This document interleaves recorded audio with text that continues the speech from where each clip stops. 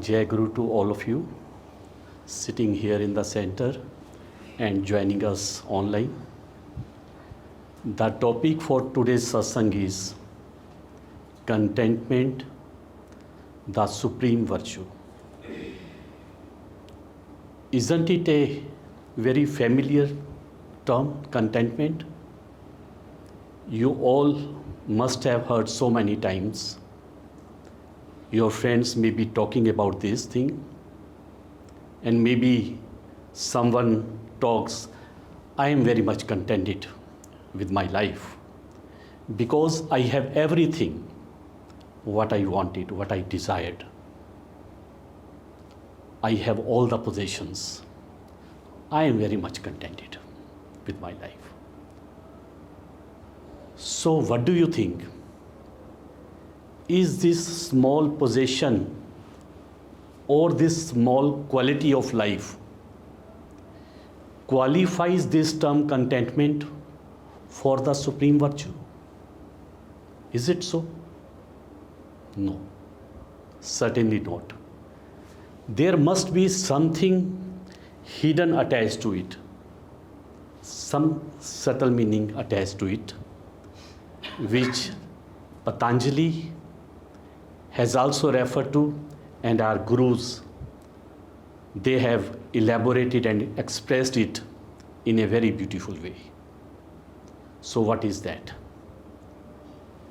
Contentment is not smugness, it is not self-satisfaction. Rather, it is an ability to hold with oneself courageously whatever is happening in his life.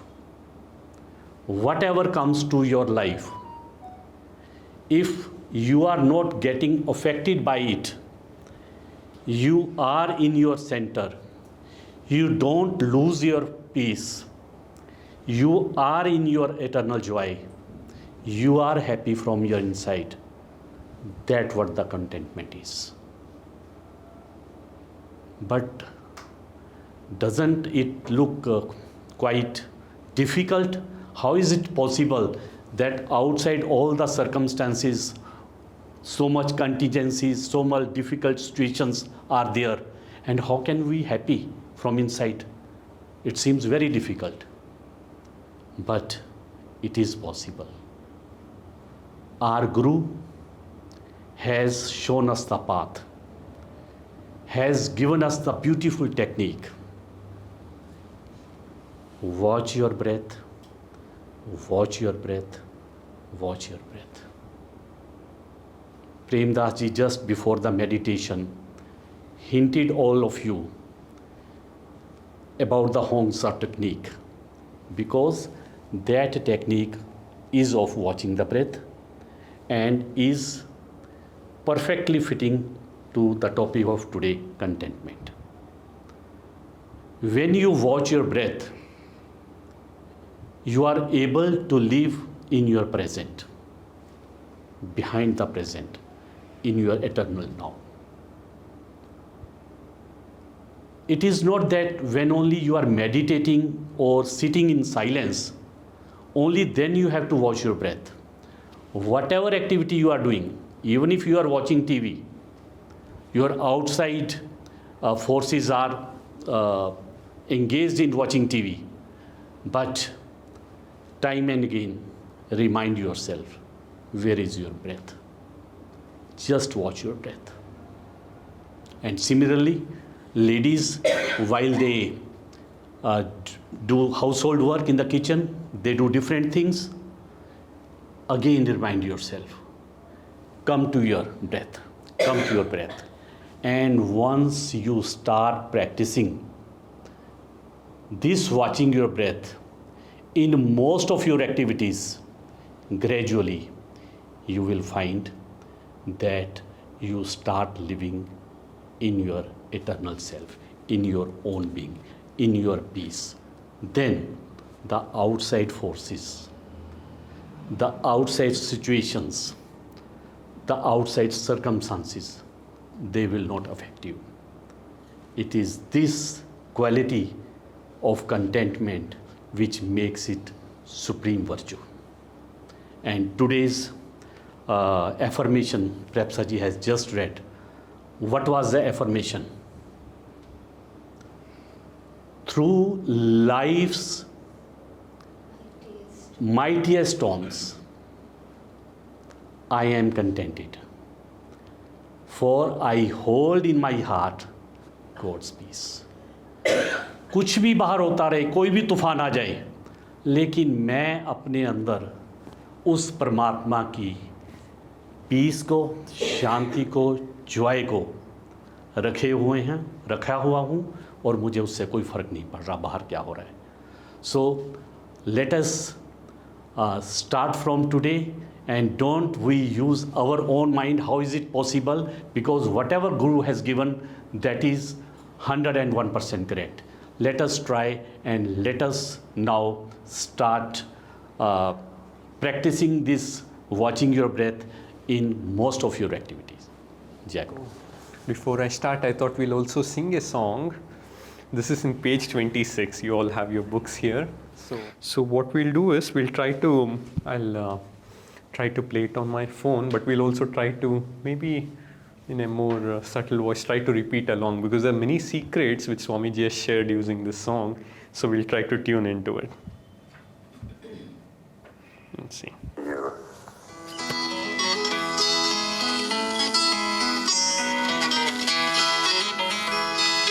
If you're seeking freedom in a revolution, if you're seeking freedom, you won't find it there.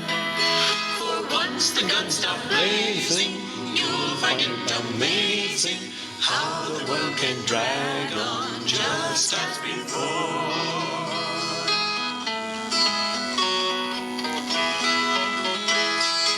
If you're seeking freedom in a marble mansion, oh, if you're seeking freedom, you won't find it there. For even when it's sunny, you'll be counting money, keeping up that showcase your face lined with care.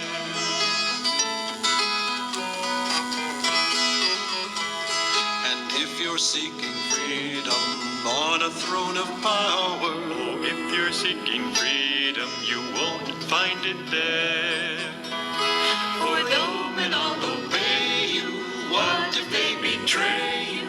Tempts you be and waiting for foes everywhere.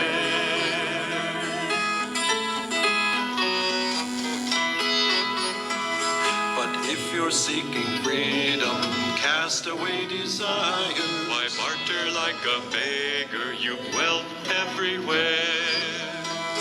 For never can you buy it, grasp and you deny it. Freedom can be hoarded and it's free as the air.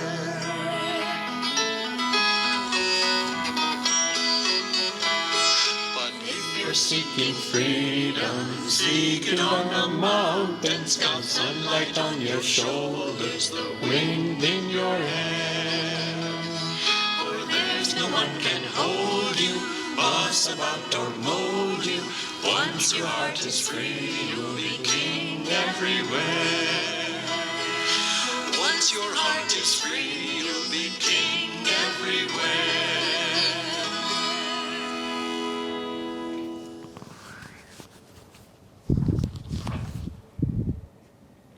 Thank you, Swamiji, for the song. I think there are many subtle secrets and very openly placed in front of us. Also, like Premdas was mentioning, in India we have grown up with this culture of listening to contentment. I was recently driving with the main contractor who's going to help us with the Guru Kripa Forest Hermitage, and thank you many of you for coming that day and blessing the land. And so I was going with him and he said, you know, my job inside city is so hard. When I come here, I feel peace of mind here in the countryside. Then I thought maybe it's a good goal. I said, oh, maybe. And he was expressing that maybe I would like to one day take some farmhouse or build something on the countryside and stay, rest there. Then to more support it, I said, okay, it looks like a good goal to build a farmhouse. And then he suddenly snapped me. He said, no, that should not be the goal. Contentment is the goal. And so even everybody, even the day-to-day or anybody from any profession in India really know the secrets already. They have been imbibed with these truths from their childhood, listening to Ramayana or Mahabharata or any other scriptures telling that where really is the real happiness, joy, and contentment is like supreme virtue, like everybody was telling. And there have been some studies that have been done where they went across to this one big company, and they had workers from different salary packages. So they went to these people and asked, when will you be more happy, or what will be your right this thing, when can you be more happy? And when they found the results, they found that each and every category were asking for 10% more hike. They said that if I get 10% more salary, I'll be more happy. Even the CEO also was saying, if I get 10% more salary, I'll be happy. So it's almost like when you read this, when you look at this picture, it's almost like we are always wanting something outside. The problem here is not really wanting something more, but the problem is wanting something outside ourselves. We all have our needs, and there is the reality of it. We need the food, clothing, shelter, and whatever we need. We all have a different levels of simplicity. But again, our life should not be like this example. I don't know if you have heard of this. There's a donkey, and there's a stick placed above it with a carrot. And for this person to make the donkey go forward, the stick will always be there. The donkey will keep going in pursuit of the carrot, but the carrot also will keep moving along with it. So till the distance doesn't reach, this person doesn't feed the donkey the carrot. So our life should not be like those donkeys. We can't always keep thinking, okay, here, here, here.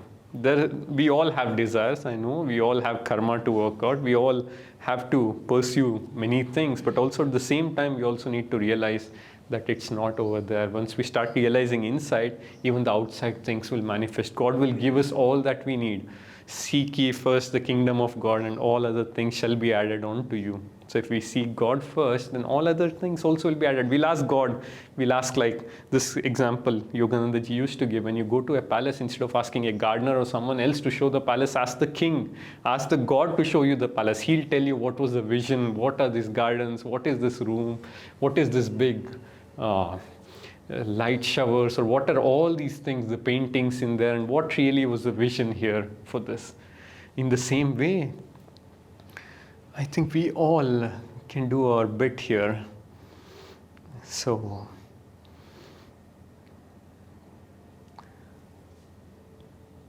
for example, there is this great, the person who wrote Ramayana, Tulsidas. Valmiki. Yes, so correct. So Tulsidas brought it back to Hindi or Sanskrit, or he translated it more. Yeah, about him, I was reading the story of him. So in this story, what happens, he was guarding a temple. He was a priest, or he was taking care of this temple. But this temple had a lot of jewels in it.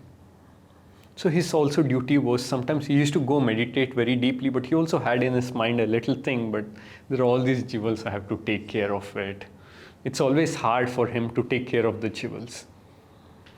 So at some point, this person who was dressed very well like a gentleman manner showed up. And he came here, and Tulsidas was like, okay, what's happening? He said, I'm trying to enter the temple, but I can't enter. He said, why? Why can't you enter? He said, there's somebody guarding your temple. And Tulsidas getting this thing, okay, who is guarding the temple? I'm not aware of anybody guarding the temple. I'm the only one here. So he asked him, who is this? And then this person says, he holds a bow. He looks like antique piece from olden times. Tulsidas said, wow, you are getting the darshan of Ram, which I am not getting. Okay, don't worry. He knew by that time what he was trying to do, and he said, okay, tomorrow I'll speak and I'll ask him to let you inside. So next time when Tulsidas is meditating, he requests Lord Ram to let that person in. So he's meditating, this person comes in, he takes all the jewels and he goes back. And then Tulsidas is like, okay, after some time opens his eyes, he realizes he has gone, but he finds there is one more anklet missing, which he has forgotten to take. So he takes this and he runs behind that Tulsi, this robber, whoever he went, and he says, wait. And robber is, this thing he's getting like, you gave me permission, right? What's happening now? And then he said, no, you forgot one more gold jewelry here. And then he takes it in his hand, and then he realizes what non-attachment Tulsidas had, and it just brings upon. I think sometimes even by my saying, it may not have that effect, but saintly people experiencing that, coming from then, this person's life was changed forever in that moment. He thought, what am I doing? And he just gave back and he became a whole different person. This is again when we don't have any attachments, when we are contented, all the things will start falling in place. But when we are not contented, we will not be. Also, there's one more incident in Yogananda ji's life where he took some devotees along also to just show them this example. So there was this big museum sort of setting where Yogananda ji brought tickets for it, and he took them all and he said to all of them, you know, now I own this place. Go with that feeling that you own this place. Look at it, admire it, feel that it's your own. And everybody went in that feeling, and he said, okay, this feeling, oh, how beautiful the God's creation has been shown in this. And at the end of it, after he enjoyed after an hour or something, he said to all of them, okay, now think of all the things, the maintenance, the fees, if robberies, the security, all these things, why do you want? Let's let it go off here and let's go back. Let's give back to management. Why do we want to take care? I think the people came out and they all learned this lesson, that even in this world when we live, we can have this feeling where we come into this world, but also know we are coming here, bought a ticket for it. We don't have to get attached to everything. Let the maintenance, God take care of the maintenance. What have we come for? Education and entertainment. And if we can't forget both of them, we have come here to educate ourselves, like in a sense to learn, so that each and every incarnation we keep getting closer and closer to God. But it's said, when we are on the spiritual path and when we have a true guru, it's only few more incarnations. We are very, very close compared to where we started the race. So just take that in your heart, take that peace in your heart with the statement, and just realize that we can come into this world just like that, and also have a sense of humor. Because I was watching a documentary in which they're documenting all the older people, like who are in the 80s, 90s, who are still healthy and everything. And one of the things they shared was, one thing that has happened is we can see the world with more humor. All the things around, because at that stage they have already seen all the ups and downs and everything. They say there's more humor in it. We just view the world with a lot of humor. So like Yogananda ji said, education, entertainment. So just remember those things, why we have come here, and also have that contentment in heart. We need whatever we need, but after having those things also just keep offering up. Because in Gita it said, this river of peace which is flowing through us this river can get dried up if we keep indulging in a lot of desires. If we just keep wanting, no, I want this, oh God, every time perennially, keep on asking, okay, I want this, I want that, I want this. But if you're not at peace, then this river dries up. But what is our important thing? We have to make sure this river of peace keeps growing. Swami Kriyananda ji shared that his duty by Yogananda ji was a lot of seva and meditation. So he said, even with all that seva, I always remembered, if my peace was diminishing, I said, let that it be an important task. I said, wait, the bottom line is peace. I'm going to make sure the peace is there. So just remembering these things, education, entertainment, then contentment, peace, we can keep going closer and closer. Like in the Gita, we just make sure we don't dry up that river. Even if things happen where we have to see, even while driving, I saw all these lush green trees on the way while coming in. Enjoy that. Our path is not to say neti, neti alone, like not this, not that, but enjoy all the thing. Enjoy your ice cream, but also make sure, using all our meditation techniques, to also realize where the joy is really coming from.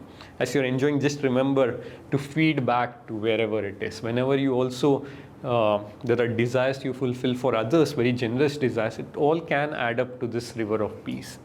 So let's try to remember as we go today, whatever happens, let's try to, whatever we enjoy, we try to keep bringing it in, trying to keep offer ourselves up and trying to be in this cheerful thing, and also observe breath. Also, I am bliss. Hong So stands for I am bliss. Try to remember that Satchit Ananda and try to keep sharing it. Because when we have that river of bliss and fountain of joy flowing through us, then nothing is going to break. We can stand. We can stand strong, we can stand unshaken amidst the crash of breaking worlds. That's what Yogananda ji shared. So when we are in that joy, when we are in that peace, all the things will continue to happen, but we can, with the contentment, practice of contentment, we can have the best from every situation.